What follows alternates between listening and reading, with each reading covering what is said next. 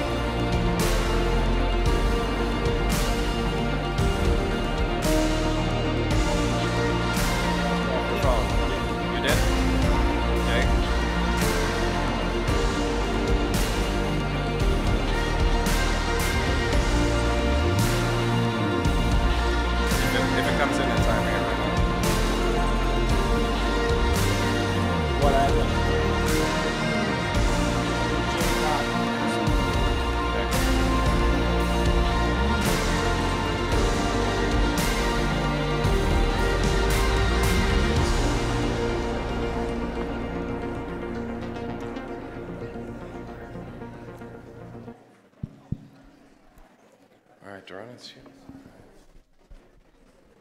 Oh, give it a second.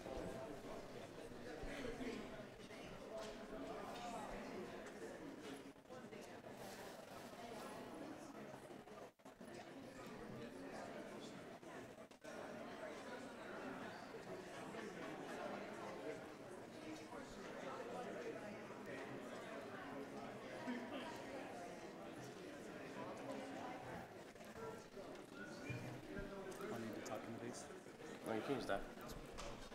We're ready? Yeah. All right, go ahead. Let's go for it. Yeah. Oh, you want to do it together? Like the horse? You start. All right, ladies and gentlemen, you better take your seats. We're going to start. Unlike most things in Israel, we're actually going to try to start on time.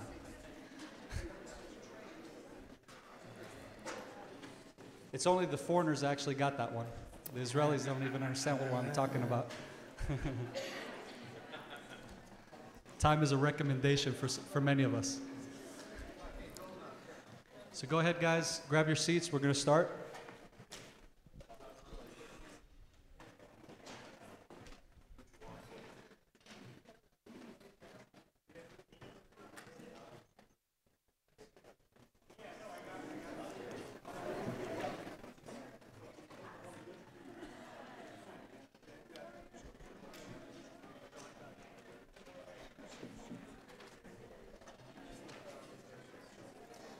By the way, for those of you who are following us on the live feed, welcome to the Temple Mount Jerusalem Convention here in Jerusalem, of all places.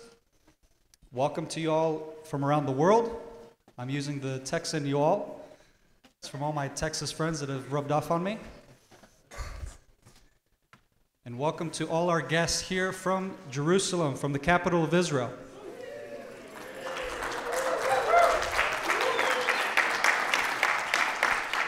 I really want to thank all of you brave souls that came here this morning, because I know for many of you, this is not the normal setting for you to be joining or attending, especially many of our Christian audience. I know that the issue of the Temple Mount is not a popular one per se, but hopefully after this convention, it's going to be a matter of conversation in the Christian world, where hopefully you're going to start debating and talking about this issue very seriously and understanding that this is the Israel issue of today.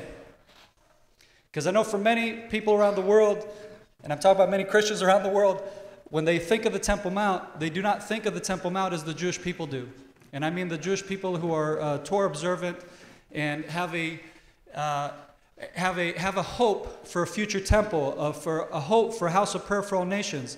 So we have that passion, we have that hope. That's something that much of the church around the world does not have in mind. And ironically, think about that. It's the Jewish people who have a hope for a house of prayer for all nations, and it's the all nations that don't have that vision, don't have that understanding that you're part of that program. You're part of that picture, that future picture that the Jewish people are looking forward to.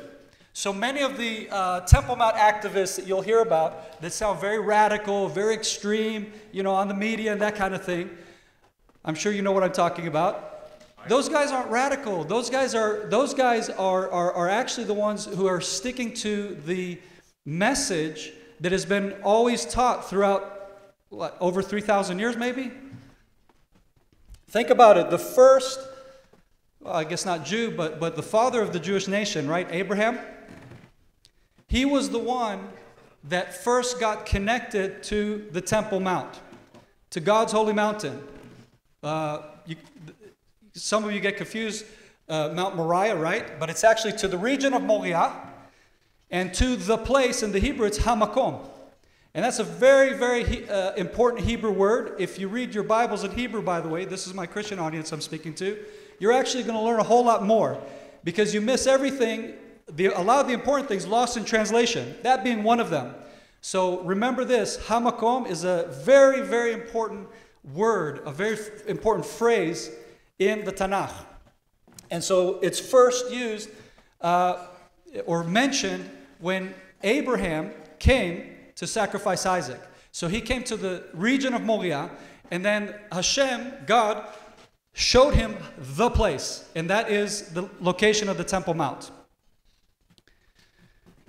So from this point on, this becomes a very central issue in Judaism, a very central issue in the future of the nation of Israel when they come out of Egypt, they come out of the Exodus. And then we have the Mishkan, the tabernacle in the wilderness. And then that Mishkan gets, it travels, it's mobile, it moves around, right? But like what you saw today when you walked in, you saw what was the ultimate goal of the Mishkan, which is a house for Hashem, a house for God. And it's actually a commandment in the Torah. It says that we are to build a house for God, and it says, so that what? So that I may dwell amongst, the English is always going to fall short from the Hebrew meaning, but that I may dwell amongst them.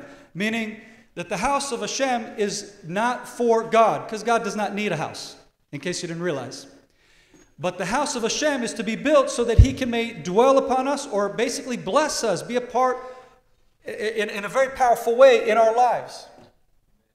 So that's the house of Hashem. And that is the reason why the people of Israel are longing and yearning for the house of God. And so hopefully today, for many of the Christian audience here, you're going to be able to get that message. You're going to be able to understand that message and understand that importance, because we have some really, really wonderful speakers here that have a wealth of knowledge that I think is going to give you a lot of fruit for thought. And I hope they're going to provoke your thinking and your understanding of these matters that I'm talking about. For me personally, I did not grow up with a Temple Mount vision and hope. I'm going to tell you a little bit about my background, because many of you might be wondering, who is Doron Kedan? What is he all about? And I know there's a lot of talk online about, and theories and ideas of what they think I'm all about. That's good for them. They've never asked me or discussed with me. But I'll tell you what I'm all about.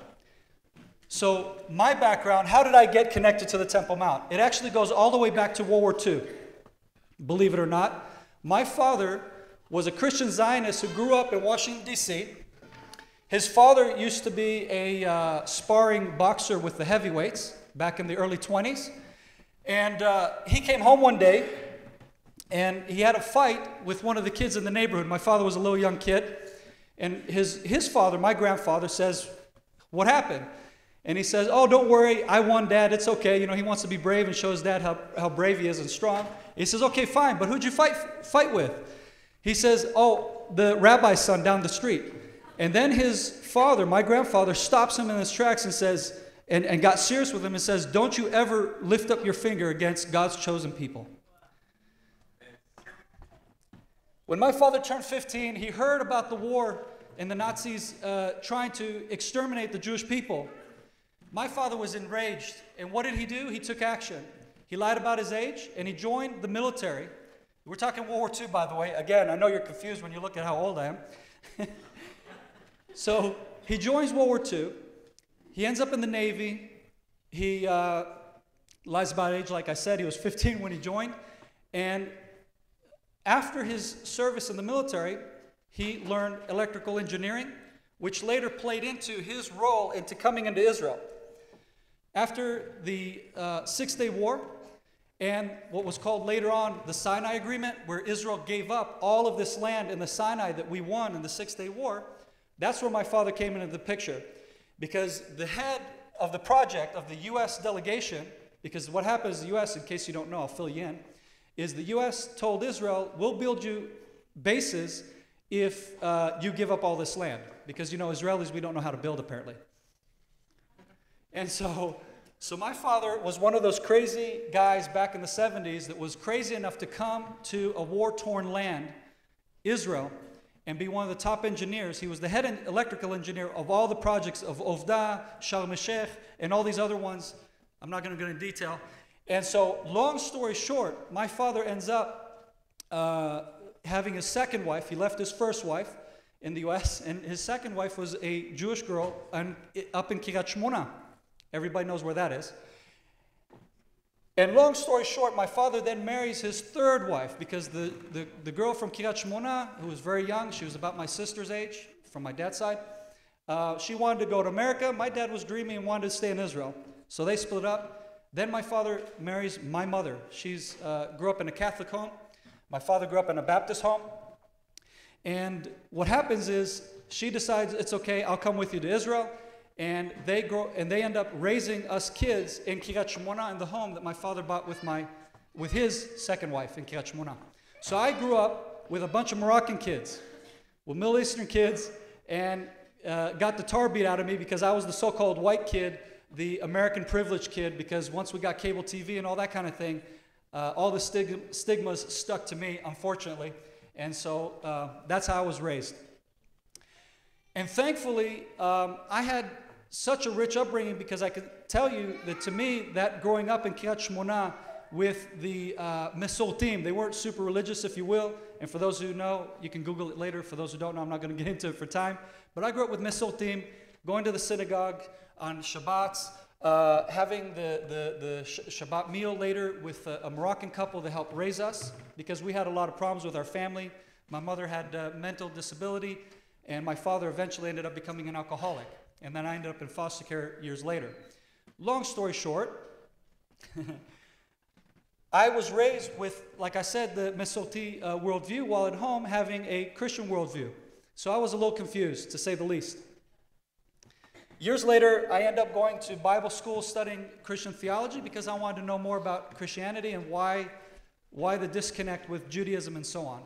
Because again, I grew up with more of a Jewish mindset and understanding and worldview, and it just didn't make sense to me, the Christian thing. Long story short, I end up coming back to Israel, serving the Israeli Defense Forces in a combat unit. I served in the Givati Brigade, and that was during the Gaza period, when we were still serving in the Gaza Strip, which unfortunately we're not there anymore. And that's why you have the security situation in the south. While during my service in Givati, that's where I got a real slap in the face with my religious friends, who were what's called Beinishim, Bnei Yeshiva. We had a division of Beinishim in our unit, and those guys gave me hell, to say the least. Because these guys knew the Torah, I did not. I went to Christian Bible school, I thought I knew my Bible, I did not. I knew Mesorti ideas, whatever, but I really did not know what I was talking about. I had no clue. So long story short, these guys gave me so much food for thought. It really put a lot of controversy in my life and in my faith. And then later on, the military had a program called Kurs Nativ. In the Kurs Nativ, I was one of the first groups that went in and went through that program in 2004. And there is where basically I had this aha moment, and I realized this is really what the truth of the Torah, what it says. And I decided, for my family and I, at the time it was just my wife and I, that we're going to go ahead and continue with the conversion process. So today, my wife and I, after many years, have been through conversion, and we live our lives as trying to be Torah-observant Jews to the best of my ability, because again, I'm a newbie, so to speak. And so, Baruch Hashem, we have two wonderful children who are being raised with Torah, and we're the first generation of Torah-observant Jews in my family, living here in Israel, living here in the capital of Jerusalem, from a small town in Kiryat Shmona, from nowhere, where nobody's ever heard of, nobody really cares about. And that's really what brought me later on, years later, into Temple Mount activism, because that was kind of the next aha moment for me, was learning that, wow, how come the Temple Mount is not a central focal point for many of us here in Israel? Many Israelis, a lot of the seculars don't even understand it. They think it's pagan, they think it's crazy, they think it's political time bomb. You name it. All the naysayers, so to speak, is a million reasons why not. Within the religious community, they're also torn. You have the religious community who say, you know what, I like the siddur, I like the prayers. Don't give me that paganism of the ritual of sacrificial system and so on and so forth. I don't want to have anything to do with that. So in their minds, they also want to separate, and they're happy with the siddur. They're not so happy with the actual practice of a real reality of a temple being in our time. So we're also divided in the religious community. And then, of course, you have the religious community who's also divided in the fact of those who say you can go up to Har HaBayit, you can't go out to Har HaBayit, etc. Hence why you have the big sign when you come into Har HaBayit, which is the Temple Mount for my Christian friends, I'm sorry, I forget. You have where it says no entry, or it's forbidden to go up to Har HaBayit, to the Temple Mount. So all that to say that this is an issue that is not an easy one, and that many are struggling on this issue. But I believe, from my background in security and so on, that this is the Israel issue of our time. And if we want security in our land, we have to exercise Jewish sovereignty on the Temple Mount, plain and simple.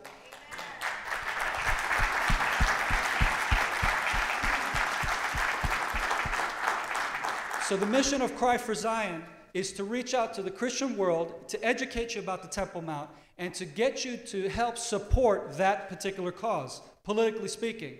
Listen, it was evangelicals who helped usher in the move of the embassy to Jerusalem with President Donald Trump. Imagine if Christian evangelicals understood the importance of the Temple Mount and pushed for Jewish sovereignty on the Temple Mount.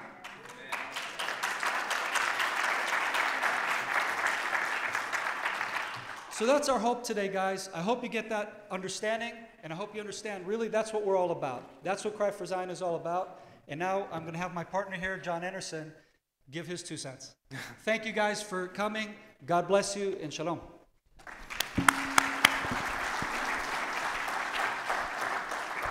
Welcome, everyone. My name is John Anderson with the Temple Mount Report, a new TV show that started.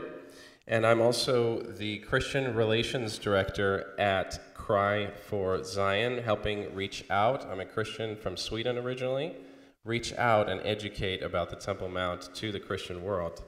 So I want to say welcome, guests, rabbis, pastors, everyone watching on the live stream. Welcome to the first historic Temple Mount Convention, Jerusalem Convention 2018.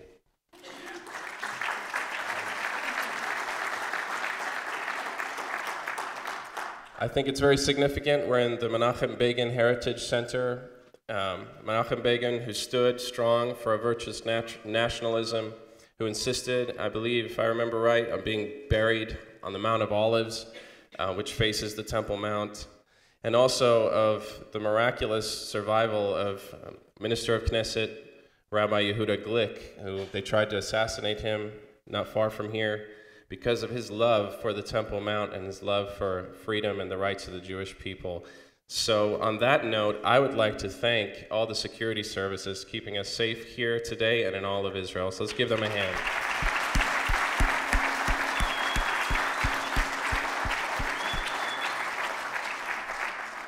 I'd like to say that TMJC will be a meeting place of Jews and Christians with different perspectives.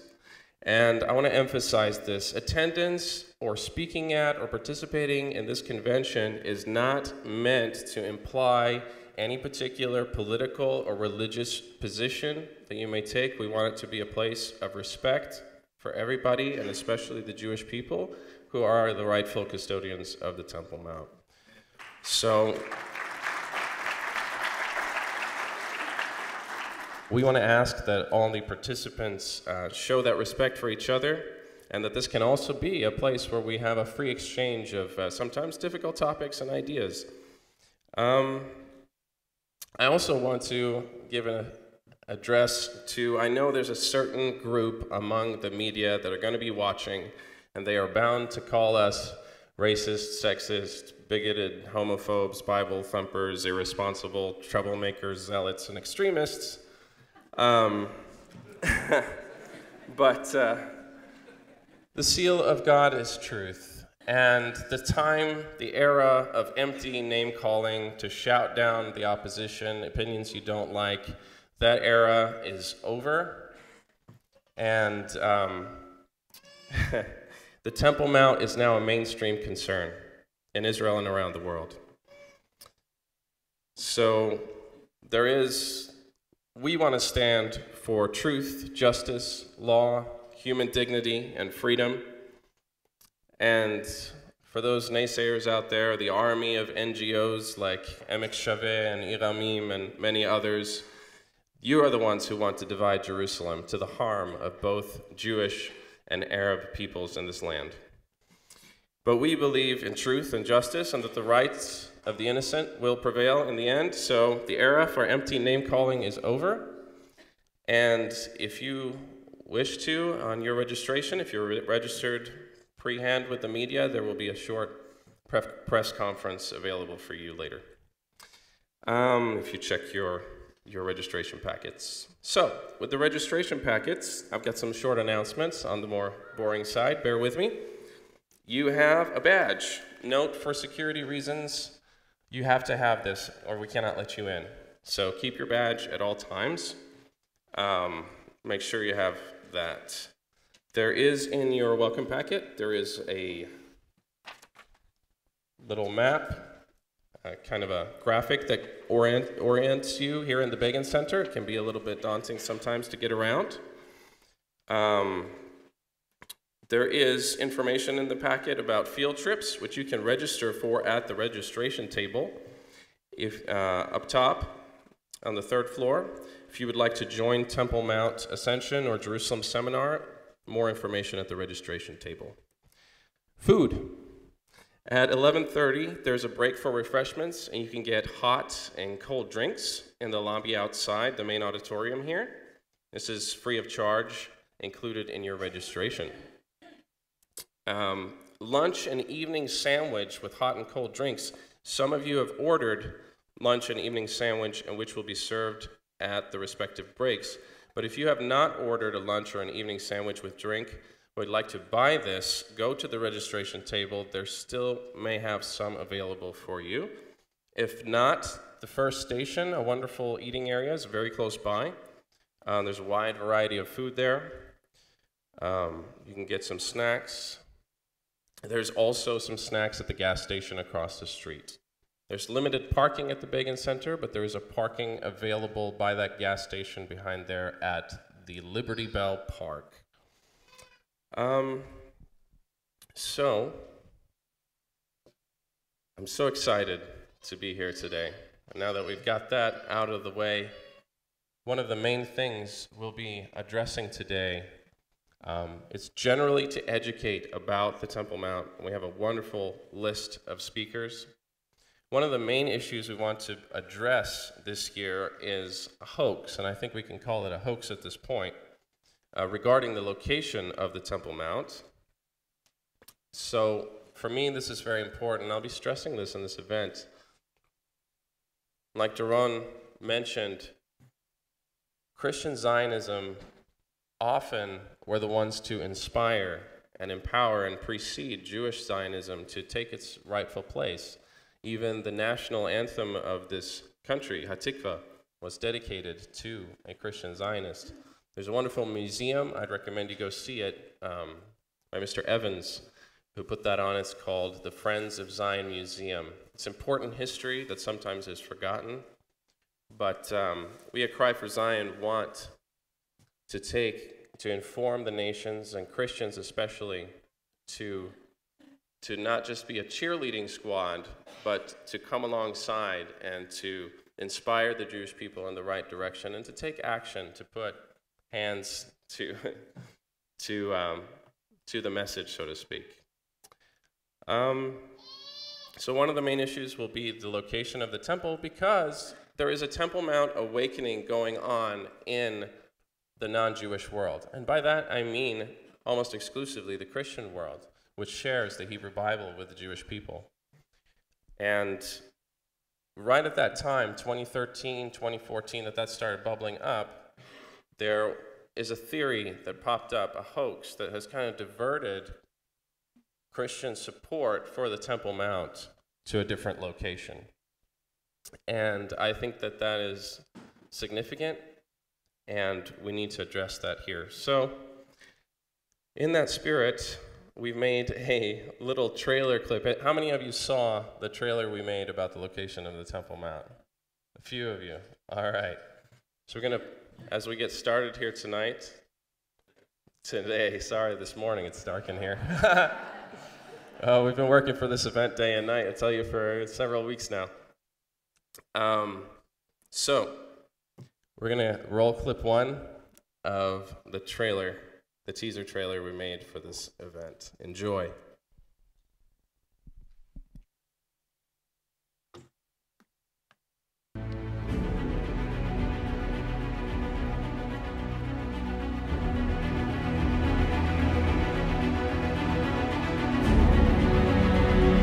Why don't scholars get it? It's nuts. Uneducated, biblically illiterate. Well, I gotta tell you, I am kind of irate. They don't understand the archaeology of the city, and they're going after fables. We do not follow maps to buried treasure, and X never, ever marks the spot.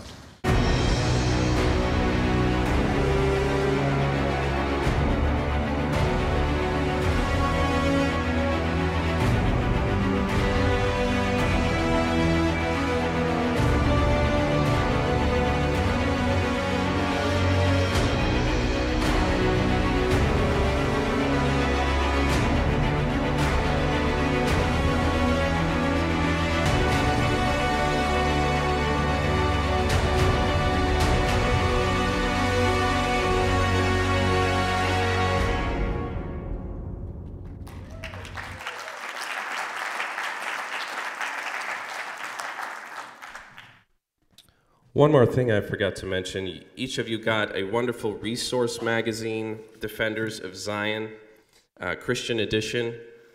That is some information for you that we published at Cry for Zion. If you're Christian, if you're Jewish, it could be good for you to educate yourself on Christian issues that people deal with.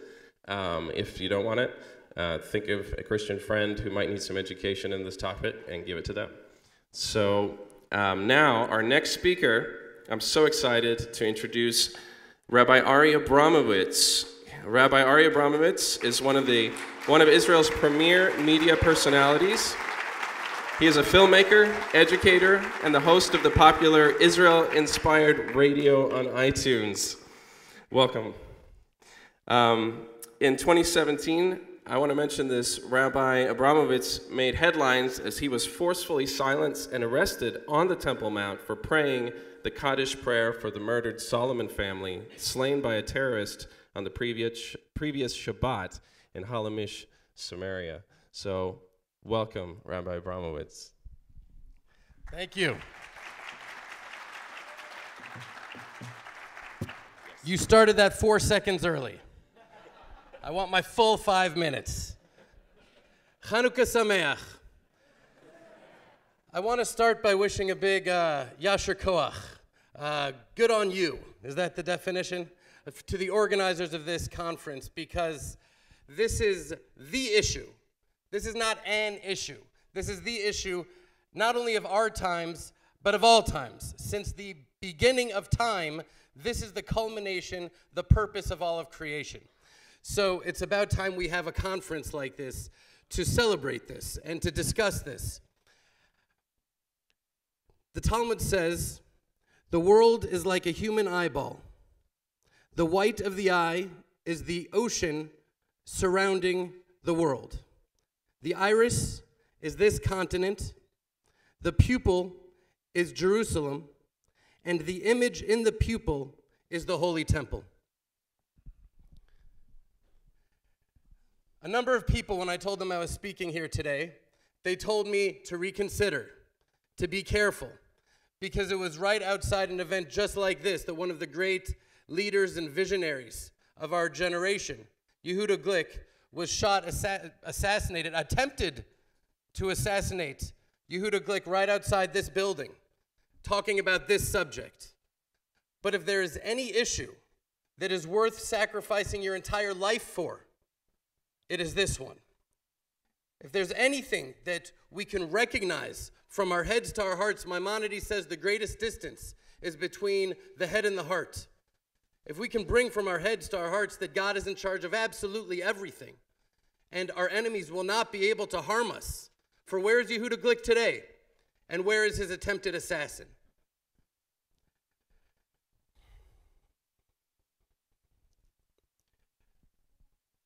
There are 1,000 hacking at the branches of evil for one who is striking at the root.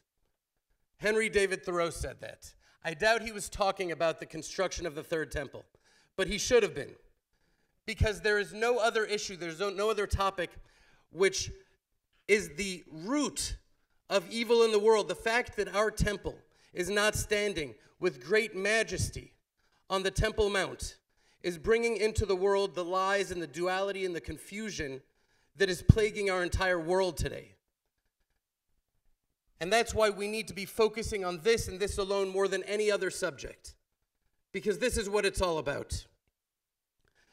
When John called me and asked me to speak, he said, I have 5 minutes. 5 minutes to discuss the Temple Mount and the temple.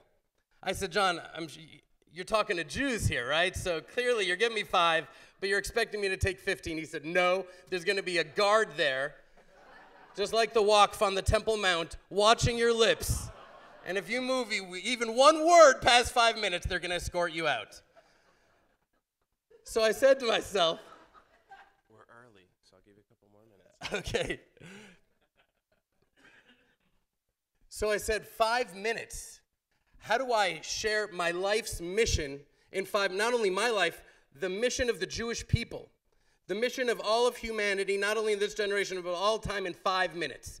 How would I do that? It was actually a worthwhile exercise to really think it through and get down to the very heart, the very core of what it's all about.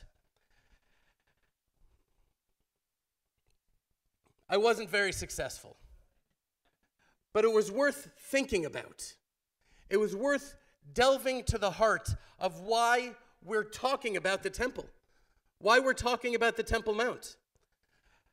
You know, this past Shabbat, I was at the home of one of my great rabbis, Rabbi Judah Michel, and I was stepping outside. His father is here, actually. You should meet him. And I stepped outside to pray the afternoon service. And I didn't know which way Jerusalem was, which way to face. So I asked, it was his home, so I said, which way is Jerusalem? He says, I'll tell you what my Rebbe, Rav Hutner, told me. He said, you close your eyes and you turn around in a circle. And when you're facing Jerusalem, your heart starts to beat faster. Why does our heart beat faster when we're facing Jerusalem? What is it about Jerusalem? It's not just a city that we've been praying for. It's the city that hosts the Temple Mount and what comes from the temple when the temple is built. I remember a cartoon that was shared with me of 2 fish in a fish tank. One says to the other, do you believe in water? And the other says, I don't believe in water. My grandfather believed in water, but I don't believe in water. And they are there surrounded by water, totally immersed in water. Prophet tells us that when the temple is built, when Messiah comes, knowledge of God will cover the earth as water covers the entire sea. We're immersed in godliness. But we're here in this world struggling day in and day out to bring in the knowledge from our heads to our hearts. Gamzu Latova. Everything is for the good. But look at all the pain and look at all the evil. How can we believe everything is for the good, but we know it is? Help us bring it from our head to our heart. Ein od milvado, there's nothing but God in the whole world. Nothing. But it's so difficult. God did a fantastic job at congealing the pure energy of this world into the physical matter and the perception of duality, of good and evil, of evil having some sort of intrinsic power in and of itself. When Mashiach comes, when the temple is built, there will be no more room for anger or for hatred or for jealousy, because it will be so clear to us, clear as day, that God has given us everything we need and that all of humanity are brothers. So allow me to end with the prayer. Because really, there's nothing else to say. We can talk, and we can talk as much as we want. But really, this is in Hashem's hands. So Hashem, please look at us here today. Please see our hearts. Please accept the words of our mouth as sacrifices. We know that we're probably not ready. We're not worthy, but help us. Help us to be ready and help us to be worthy. Help us remember the lessons we've learned throughout 2,000 years of the exile.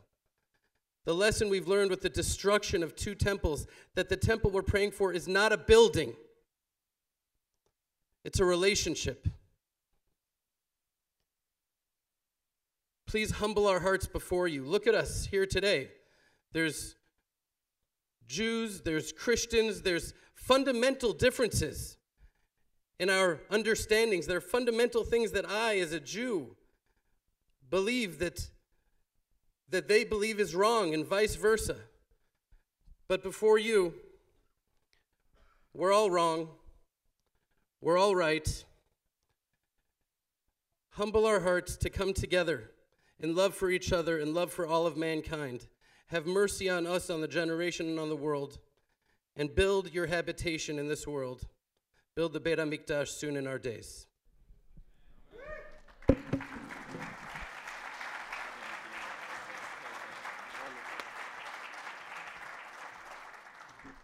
Thank you so much, Rabbi Abramowitz. Our next speaker is a journalist and author.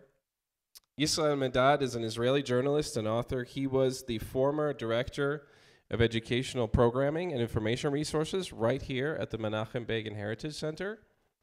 He has served as a parliamentary aide to Knesset member Geulah Cohen and as an advisor of international affairs to Cabinet Minister Yuval Ne'eman.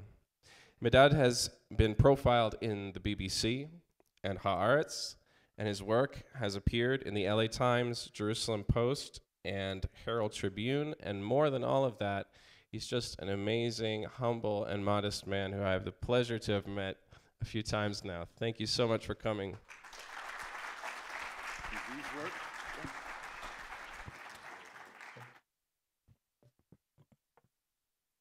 Can you hear me? Thank you for inviting me here this morning. My job is a little bit more difficult than everybody else. I have to deal with a very dry subject called history, politics, diplomacy, and all the other things that are necessary to get up above the ground. So I've tried to shorten about 1,800 years of history. It's a bit difficult because in rereading most of the stuff I've read over the past 48 years on the subject, I kept on reminding myself, oh, I have to do that, and I realized that I'll be running out of time. So let me start by saying that the United Nations is a great body. It doesn't know what it does, but it's a great body.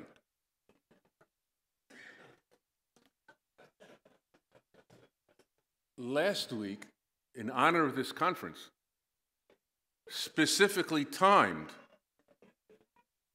they decided that, let me see if I can see this here. There's no light up here, right? So I have to squint.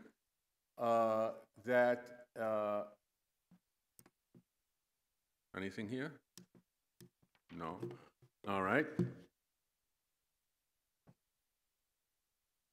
The Assembly reiterates that any actions by Israel to impose its laws, jurisdiction, and administration on the holy city of Jerusalem are illegal and therefore null and void. It also stresses the need for the parties to observe calm and restraint. Anybody remember last year and the whatever they call themselves, the metal detectors on the Temple Mount? And to refrain from provocation, provocative actions, and calls for respect for the historic status quo at Jerusalem's holy places. And therefore, they decided that regarding the holy places of Jerusalem, including the Haram Sharif, and urging restraint, etc., like that. Well, anyway, the point is, as you probably know because you're very concerned and very well read, that somehow the Temple Mount was missing from that decision. And this is, you want me to use this? Look at that.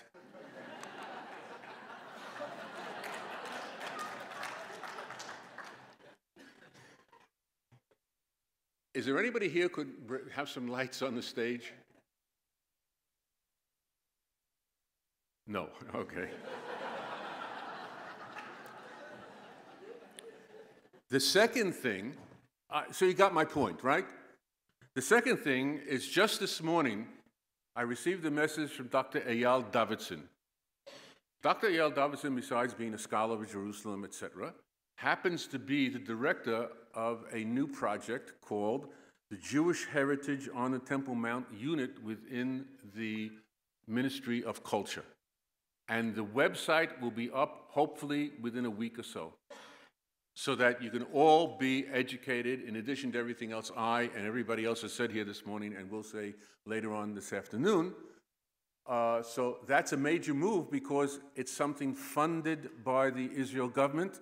So on the one hand, while the government unfortunately has a status quo policy, and I'll get into that a little bit later, so you understand what's going on.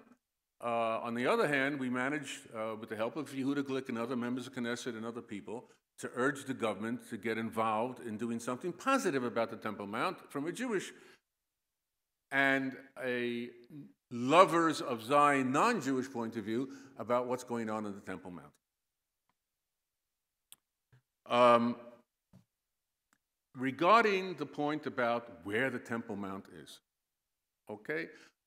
I'm not a professional archaeologist or a scientific background on this issue.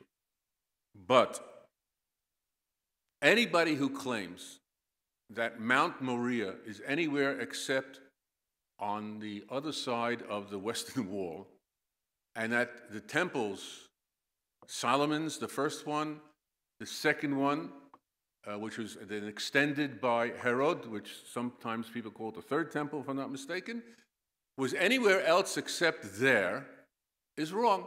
Okay, there's no...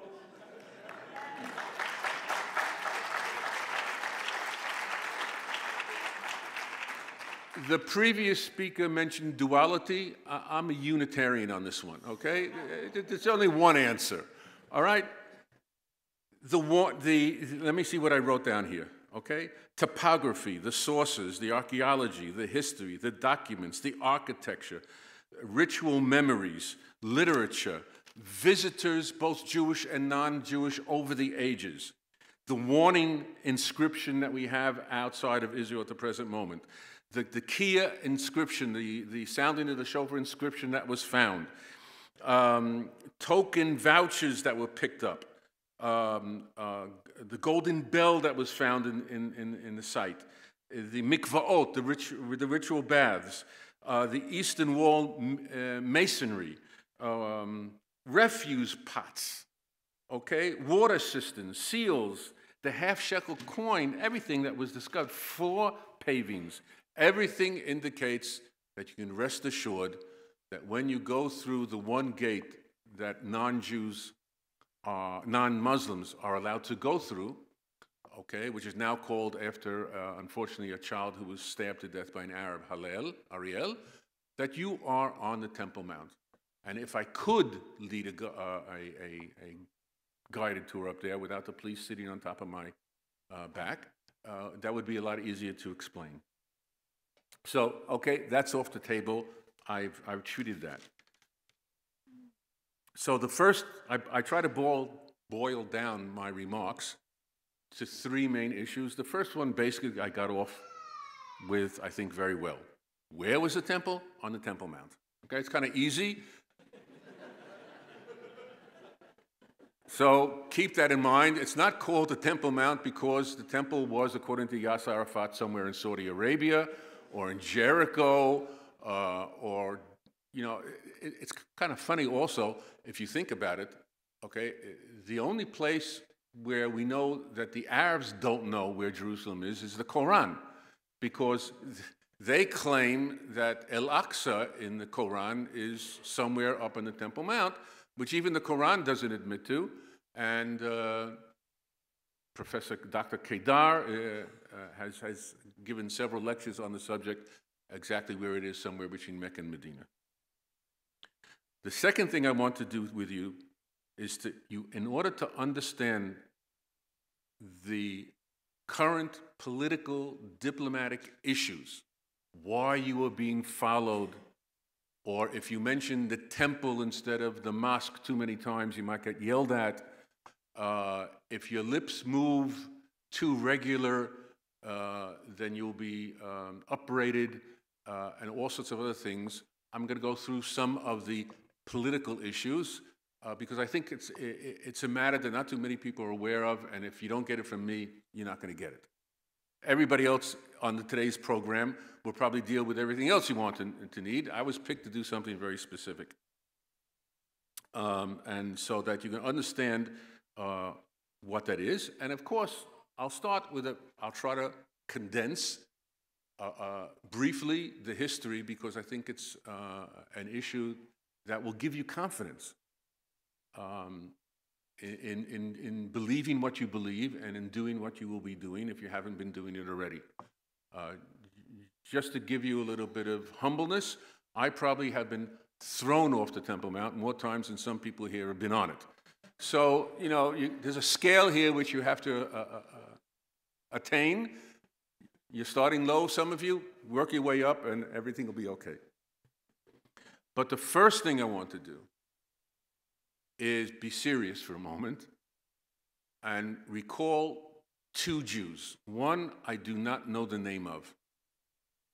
He was a blind Sephardi Jew who used to go from Kfar Shiloach, the city of David that you know today, up the hill into the old city, and he would walk to one of the four, what we call the four Sephardi synagogues that were built over the centuries, now located in the Jewish quarter, and he would say some psalms, as was usual.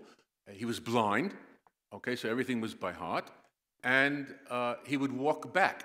It seems at one point in January of 1871, he got lost and most probably walked into the Temple Mount, because he was found the next day thrown over the wall at the very bottom, and that's how he died.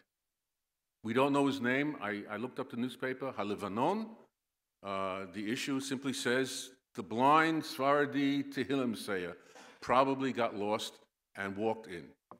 The other Jew I want to mention is Asher Itzkovitz, who on the last day, what we call the seventh day of Pesach, Passover, as you know, in Israel, we do not celebrate 8 days, we celebrate 7, because we know where we are, outside the kind of lost on time and space and location.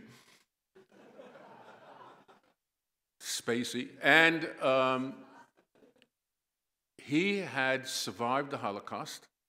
He arrived in Israel in 1946, if I'm not mistaken, from Czechoslovakia. And he and his friend had come up from Tel Aviv to celebrate the holiday, and they walked from the area of near Meir Sharim for those who know Jerusalem well, you come down, you go to the Damascus Gate, Shar Shechem as we know it in Hebrew, and began walking straight down the street towards the Kotel area. Again, he made a mistake like the other one and turned left into one of the gates of the Temple Mount, if I'm not mistaken, the Majlis Gate, where the Waqf offices are, and he was beaten to death. April 1947. So I did that simply because there is a history to the Temple Mount. And it's not just about a struggle that started after 67, and we should always be aware that we're only continuing the history. And you can only continue the adventure of history if you know what came before you. If you don't, you'll find out you're up a tree too high and you'll fall off. You need the roots, okay? I could have mentioned also 4 Franciscan monks, and I will do that in the spirit of Jewish-Christian solidarity. In 1539, I think, but in the 16th century, okay, they decided to preach to the Qadi on the Temple Mount. And when they say preach, they weren't talking about Muhammad and they weren't talking about Moses. They were arrested, they were taken to the Kishla up by the Jaffa Gate, and after 2 or 3 days of beatings, they were decapitated, quartered, burnt. Nothing left of them. They're called the 4 Martyrs of Jerusalem in the Franciscan order. So sometimes, not only Yehuda Glick can be in trouble because of dealing with the Temple Mount. In history, we've known other instances. To the subject at hand. The first thing you have to remember is that Jerusalem has been conquered, occupied, and the Jewish population repressed ever since the fall of the Second Temple. That includes the Bar Kokhba revolt, it includes the Romans, it includes the Byzantines, it includes the Persians, the Arabs who came out of Arabia, not from Palestine, they came out of Arabia, and they came here, and then the Crusaders, and the Mongols, and the Mamelukes. It goes on, and every single one of them did something with Jerusalem. In some cases, actually, we have a very positive attitude. There was a Byzantine emperor who decided that it came time for the Jews to rebuild the Temple Mount. And we know that for a couple of months, there were attempts to do that until probably an earthquake upset the issue. There were several earthquakes over the years. The last one was in 1927, which actually helped us a bit because 2 things happened. And not too many people were aware of that. A fellow by the name of Hamilton, who was the chief archaeologist of the British Mandate, managed to get under the floor of the Al-Aqsa Mosque and find what was underneath some of the floor coverings, which revealed inscriptions and pictures and all sorts of things like that. And the second thing was that some of the beams that had held up the roof of the Al-Aqsa Mosque were taken down. Later on, they were analyzed, and we found out that several of them, I don't know if it was more than 3 or 4, probably have an age of the first temple. Okay, you're talking about Hiram, or Hiram as I would pronounce it, one of the kings of Lebanon.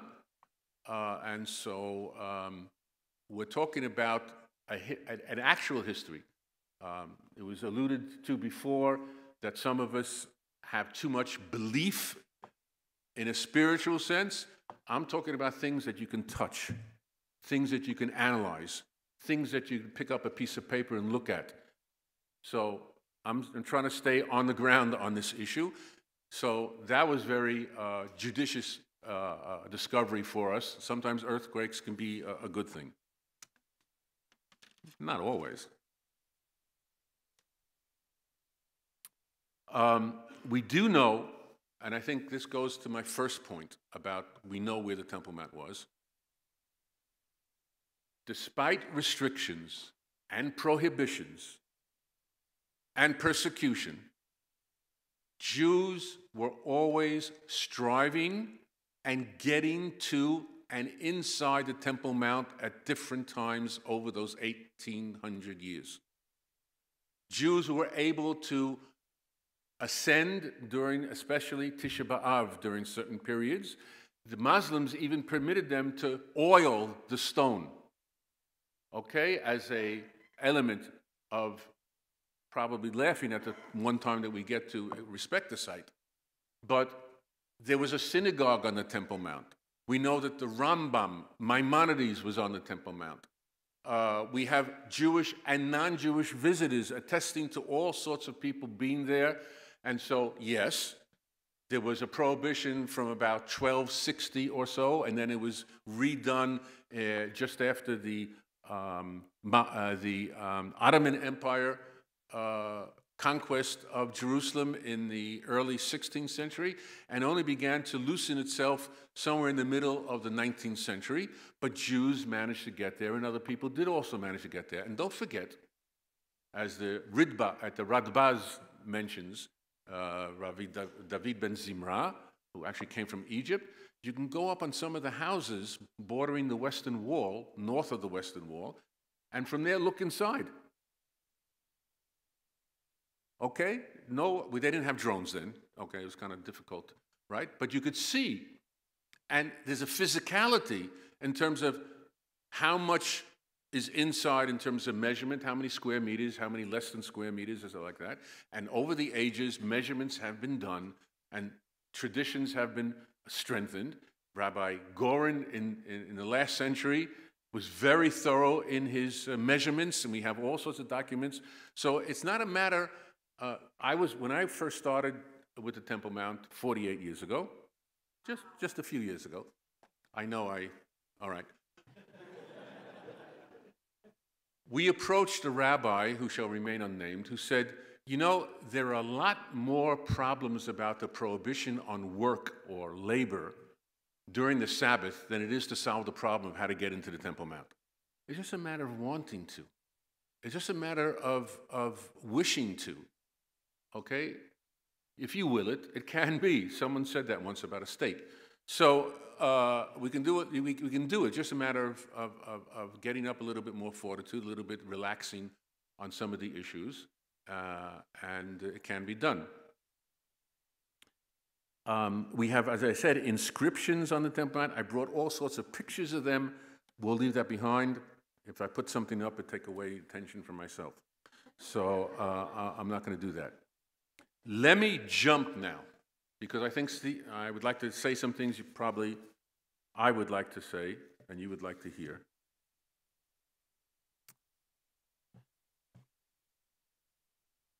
On the 15th of January, 1918, in the British House of Parliament, a member of Parliament named Mr. King asked whether, in consideration for the sentiments of Muslim subjects of the British Empire, it will be provided under the new regime established or to be established in Palestine that unrestricted Muslim control is secured of such holy places as the Haram al-Sharif in Jerusalem and the sanctuary over the cave of Mahpelah at Hebron, being places regarded as part of the birthright of the Mohammedan world. That was his parliamentary question. Now, from this question, you understand where we are today, 100 years later, almost 101 years later, if my math is correct. Okay? In other words, one religion has the ultimate exceptional right to a holy place. I read you from the United Nations decision last week, as if we don't exist. We, okay, and you too, actually.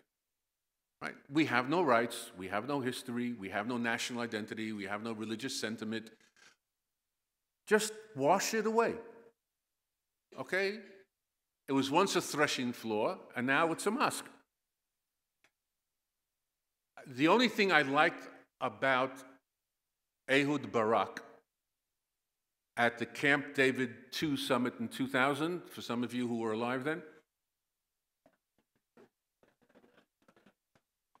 When Arafat, I don't know if you remember that issue there, but they wanted to divide the Temple Mount. Above ground Muslims, below ground Jews. And I kept on getting itchy about that because the only thing below ground for me is a grave. So I didn't like, I didn't like the intimidation about it. But at one point, as I mentioned earlier, Arafat began saying it's somewhere else. I don't know, Jericho, Saudi Arabia, anywhere else but where he didn't want it to be. And I heard Barak said, when Jesus overturned the tables of the moneylenders, he wasn't in a mosque.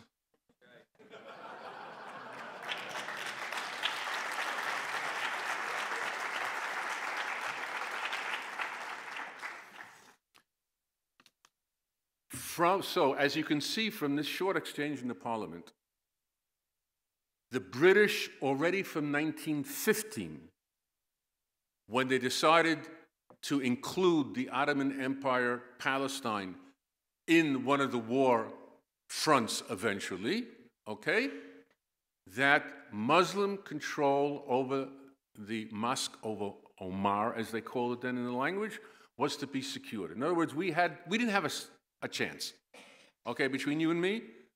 History passed us by at that moment. We managed to get the Balfour Declaration. Everything else, in terms of the intensity, the strength of our historic, religious, spiritual connection to this land, was left somewhere else on the table. Okay? So that when Jerusalem was taken in December of 1917, immediately a division or unit, a platoon of Muslim soldiers from the Indian regiments that served with the British were placed on the Temple Mount. No one non-Muslim goes in. Not that at that time there was too much of a Jewish effort to get in, because historically speaking, religiously speaking, and I think psychologically speaking, since the past 400 years Jews had not been permitted, too many Jews accepted that that was the reality. So why bother about it? There were attempts at that time and a few years later to buy either the walkway in front of the Temple Mount at the Kotel, or even to buy the Kotel, the Western Wall itself. But the Mufti put an end to that in 1925 already, and then when the 1929 riots broke out, violence, Temple Mount, shut it down. Don't punish those who are violent. Consider their violence as something that will help you, what was the United Nations say? Not to be provocative.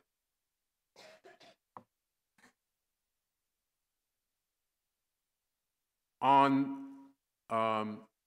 Rosh Hashanah of 1928, there was an issue which led, I'm going to cut things short, an issue which led to the establishment of an official status quo on the Temple Mount.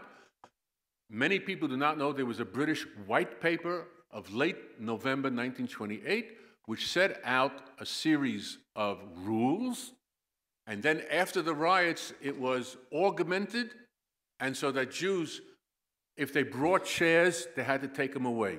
If they brought benches, they had to be portable, they had to be taken away. Lanterns at night had to be taken away. Only during Shabbat could they stay overnight. Partitions between the sexes, taken away. And you couldn't, for sure, blow the shofar at the end of the Yom Kippur service. So, from 1928, 1929, you have, I don't know how to describe it, psychological, emotional, whatever sense that the British have established a status quo. We only get to pray at the Kotel. We have nothing to do with the Temple Mount. Push it off.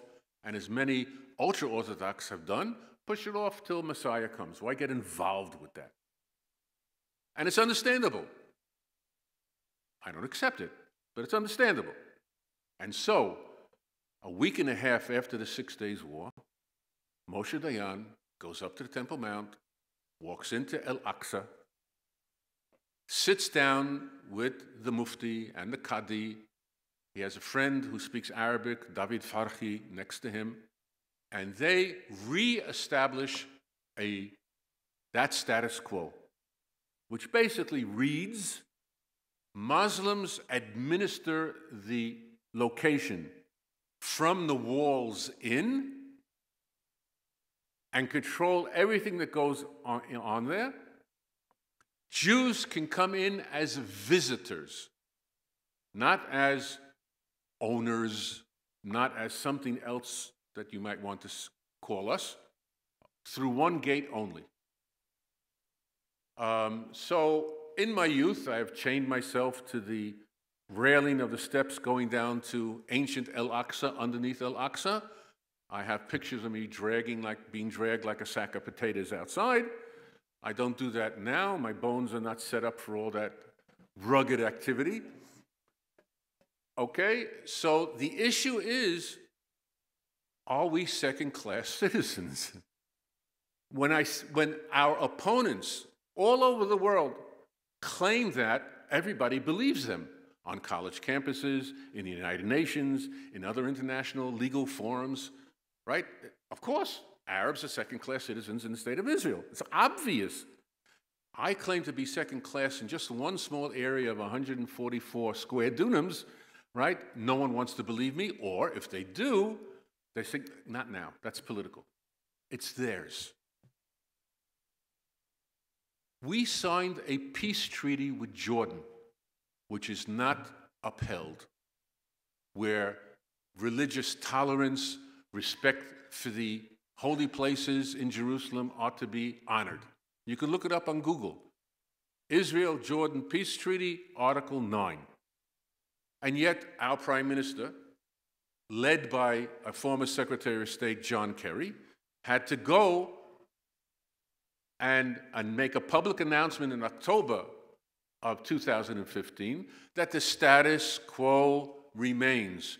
Jews visit, Muslims pray. The background, again, is all through the British Mandate.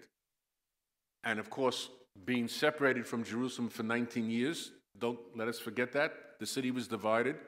In its 3,000-year history, 19 years the city was separated, and now they want to do that forever and ever. What is 19 years in 3,000? I mean, it doesn't even make sense logically speaking. So, in my short version, that's what we come up with. We come up with the fact that simply because Jews were not sovereign, because Jews were regarded as something different, and for too many years Jews were regarded as to be held down at a lower level or at another standard of activity, that when we finally came back to reestablish our state, to build it, to develop it, and then to be able to be in Jerusalem once again after being separated for those 19 years, we still could not expect to receive at least the equal rights of everybody else who should be able to be there. And by the way, Christians too. I have a good few Christian friends who have made the mistake, in quotation marks, of opening up a Bible, right, to find out where they are or to recall events, and they're on the other side of the wall before they turn around another page, or worse. So I think, and I think in this case, for sure I'm with Member of Knesset, or Member of Knesset Rabbi Yehuda Glick, that this could be a place of reconciliation, of coexistence, of mutual respect, even of compromise. How many people have not been up on the Temple Mount? Oh, you're brave to raise your hand. Anybody who's been there knows there's such empty spaces all over the world in that little spot. You could start. You want my suggestion? It got the Waqf a little bit upset, so I'll get you upset too. If you remember, when you come in through that gate, just to the left, begins a colonnaded avenue or corridor, okay, in which the Mahkama is on top, and then it goes all the way up to the north. The Mahkama building is a border police station. All you have to do is to put thick perspex, one-way glass, or whatever you want to call it, along those colonnades for about, say, 50 meters or so. Open up a small hole in the wall of the Mahkama, and you could have a synagogue which the Muslims don't even see the Jews. It wouldn't even bother them to see people praying to God. They wouldn't even notice our dirty feet that are defiling their mosque area, according to Mahmoud Abbas from 2 years ago. Nice guy. There are so many other ways to solve the problem imaginatively. But I understand they feel threatened. They know that a lot of what they say is empty, untrue, or ahistorical, and would sort of crumble a lot of what they have built in terms of the mythology of who they are and what they are, and etc. And would solve a lot of problems also of terror. But the reality is, the history has indicated for them that when Jews seek out that site, whether it's a messianic movement, whether it's prayer, simple prayer, whether it's political even, or national identity politics, all of a sudden it becomes very important for them. Check the history.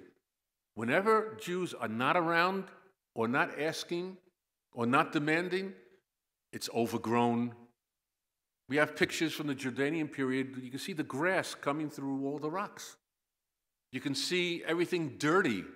No one's paying attention. It boggles the mind, but think about it.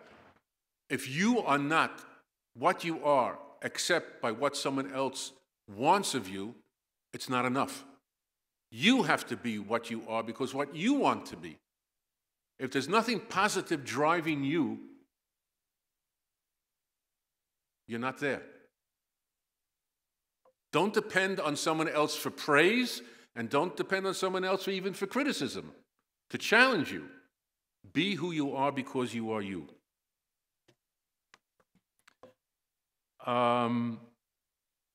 With my remaining time,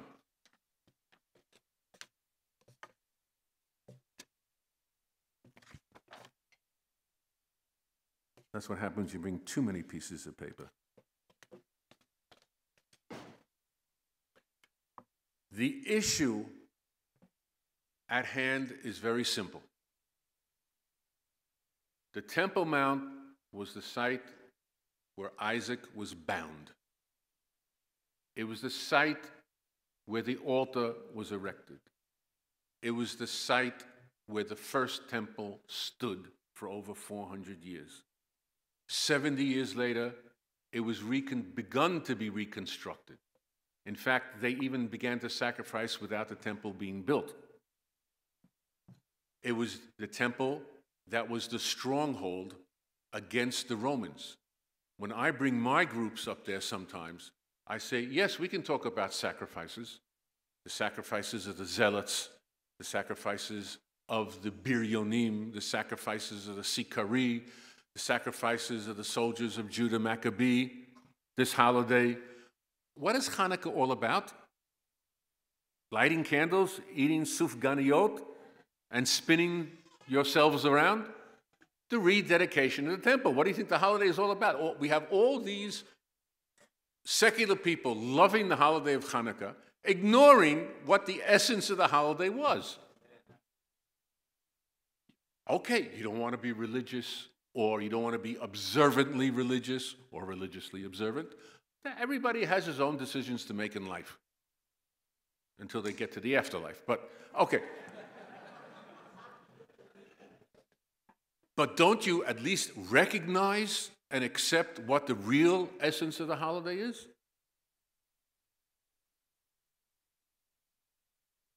We have been at that mount for 3,000 years or so. People have tried to get in. People have tried to memorialize the site. At the end of the Pesach Seder, the festive meal of Passover, we don't say all sorts of things. We say, next year in Jerusalem. What do you think we're talking about? I know the Jews in Brooklyn and Boca Raton have a problem sometimes with that, but okay, get to know the reality. If the Jews know the reality, then the Christians will know the reality, and who knows, the Muslims may know the reality. Whether they accept it or not, I don't know. It's kind of funny, though, because in 1924-25, the Waqf began publishing yearly booklets for the tourists who were coming up there. British royalty, if you go back on some of these old pictures, you'll see the cousin of Queen Victoria went up there with canvas or burlap over his boots. Okay, there are pictures of those. So famous people were up there. The president who just died, George Bush, right, the father, he was up there. So it's a place of honor and respect, and it should be treated that way. If that message is absorbed by the core, and the core develops a language and a semantics that is not, as you mentioned earlier, extreme or radical, but is logical and rational, you get the message across. It may take another few days, another few weeks. But since I have been in the business for 48 years, I can tell you that I am not weakened by the struggle. I have seen a lot of successes over this almost past half century. And I am excited that this conference has been convened. I have tried to share as much as I can with Doron and John. And one of these days, the film might come out with my interview. It's deep in post-production. And I want to thank you very much for being with us to share a very important historic day. We've taken a new step. There are 15 ascents, as you probably know for those who've studied the temple architecture. Actually, there are a few more, but we won't overburden you with facts and details. But because there are 15 chapters of the Songs of Ascents in the Psalms, you're on an ascent, take the next step. And then take the next step. You don't have to run, you can trip. Okay? As in the Talmud even tells a story about a Kohen, a priest, who tripped running up on the altar, even without steps. It was very steep. And I want to again urge you to continue, and thank you very much for being with us. I hope I've tried to give you a little bit of the information of the past 1,800 years on the Temple Mount. Thank you.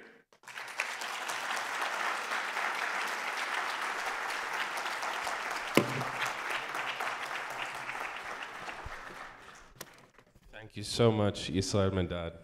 Thank you for having me. Our next speaker is the director of Israel 365 and serves as the publisher of the Israel Bible and Breaking Israel News, providing latest international headlines from a biblical perspective.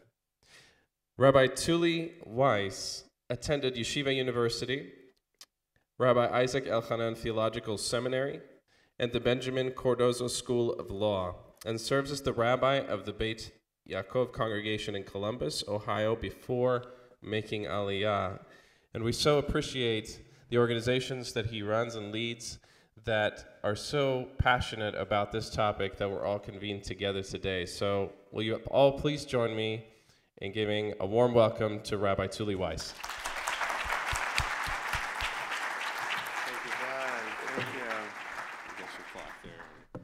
Thank you, John. I really appreciate it. It's so nice to be here. I was looking actually at our first correspondence was back in 2015 when we ran into each other in Washington at the CUFI conference. So it's really amazing to see after a few years how much you have built this Temple Mount awareness and with your family. It's really amazing what you are doing. So thank you. Thank you. Thank you for including me. Happy Hanukkah, everybody. So yesterday we were at the Knesset, and we had a wonderful time there, and I was with Donna. Donna said something, I think it was yesterday, where she said that, the Jewish people have such a great history. She said that the Jewish people, if you don't know what a holiday is all about, right, it's all the same plot. They tried to kill us, we survived, let's eat. So the truth of the matter is, it's actually not accurate, at least as it applies to Hanukkah. All right, so what's Hanukkah all about? That is accurate when it comes to Passover and Purim. They tried to kill us, we survived, let's eat, right? But Hanukkah is a different kind of holiday. On Purim, they actually tried to kill us, right? Haman and Achashverosh, they tried to kill us. And there was a decree against all of the Jewish people. We survived, and then we celebrate with a great feast, and we even drink wine, and that's what Purim is all about. Hanukkah, they didn't try to kill us. Antiochus and the Greeks, they weren't trying to kill us. What we say in our prayers, they tried v'timu kol hashmanim. They tried to defile our faith. So Purim was a threat, a physical threat against the Jewish people. It was a physical persecution. And what Hanukkah commemorates is a theological persecution against the Jewish people. That they tried to have an influence on us, and they tried to instill foreign influences into the temple specifically, and they brought the statue of Zeus into the temple. And so Hanukkah is the time when the Maccabees went in, and we not only unified Jerusalem physically, but we really unified it spiritually once again for the Jewish people. And that's really important to point out because it has to do with the way that we commemorate Hanukkah as well. On Purim, like I mentioned, we celebrate physically and we have a big meal. What do we do on Hanukkah? We light the menorah and we bring light into the world. And what does, of course, light represent? So light represents the God, light represents the Torah, and light represents spirituality. So it's a much more spiritual holiday. And the battle that the Maccabees fought was a battle that the Jewish people have been fighting throughout our history, a theological persecution against the Jewish people. And it's something that, till this very day, is something that we're struggling with. Yesterday, so we were at the Knesset, and you see there the emblem of Hanukkah all over the place, the menorah. From the time you enter the Knesset, the menorah across the street, and it's the logo on everything at the Knesset. So the prophet asked, can a nation be born in a day, right?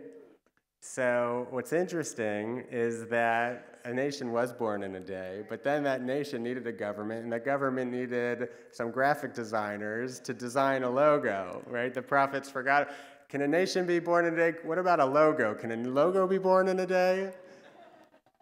So it wasn't actually so easy, but in 1949 they commissioned a contest, and 450 people submitted their entries into this contest to provide a logo for the new state of Israel. And these two brothers, I believe from Germany, their name is Gavriel and Maxim, I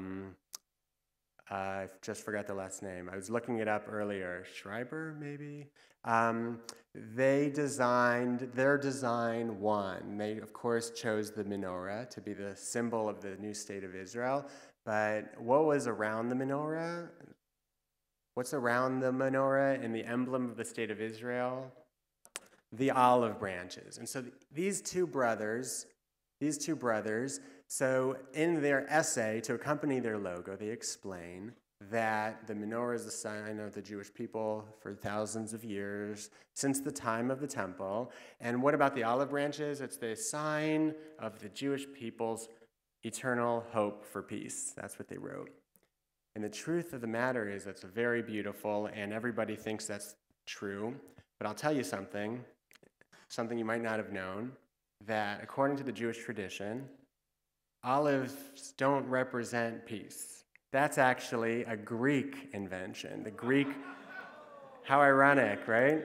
The wreath, the olive wreath, the olive branch laurels that were given at the Greek games were signs of victory. And so the olive branches, the brothers they didn't look into the Bible, right?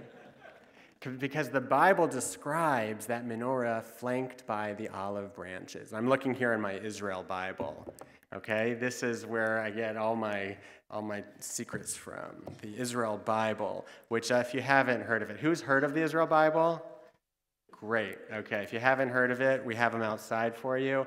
It's got the Hebrew on the right side, the English on the left side, and a special study notes and commentary all about Israel on every page of the Israel Bible. So it points out here in Zechariah chapter 4, verse 11, it says, "What do you see?" The prophet Zechariah says, "2 olive trees on the right and on the left of the menorah." So it doesn't go back to the Greeks, it goes back to the Hebrew prophets. And the Jewish explanation of these 2 olive trees are from another verse in Isaiah. Isaiah chapter 60, verse 1 is talking about the real true source of illumination in the whole world. It says, "Arise, shine, for your light has dawned. The presence of God has shone upon you. Behold, darkness shall cover the earth, and thick clouds over the people, but upon you Hashem will shine, and his presence will be seen over you. Nations will walk by your light. V'halchu goyim le'oreich. The goyim, the Gentiles, will walk by your light, by your shining radiance." What's the shining radiance that the Jewish people have?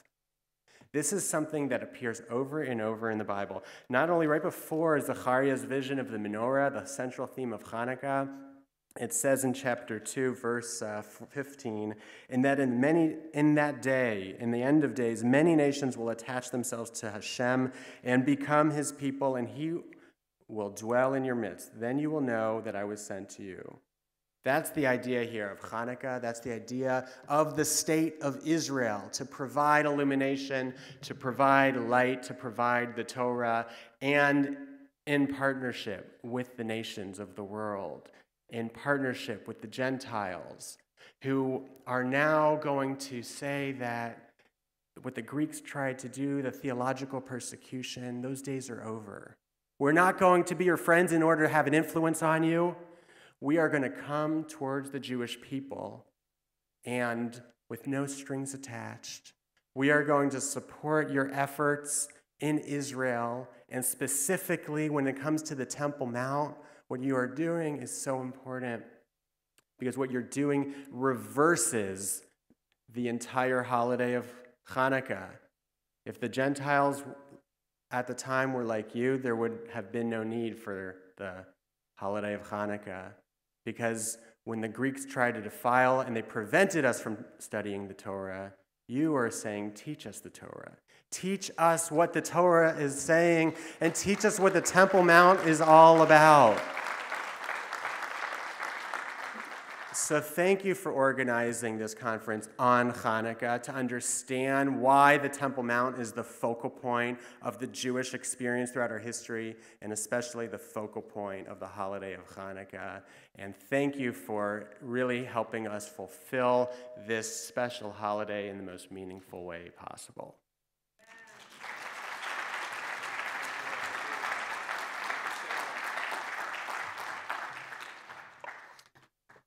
Thank you to all the speakers. There's so much more yet to come today. We're going to take a break now for some refreshments. Everyone on the live stream will be back. Please come back to the auditorium at 11:55. We're going to have some refreshments outside. Thank you so much to all the speakers, and we'll see the live stream at the next session. Thank you all.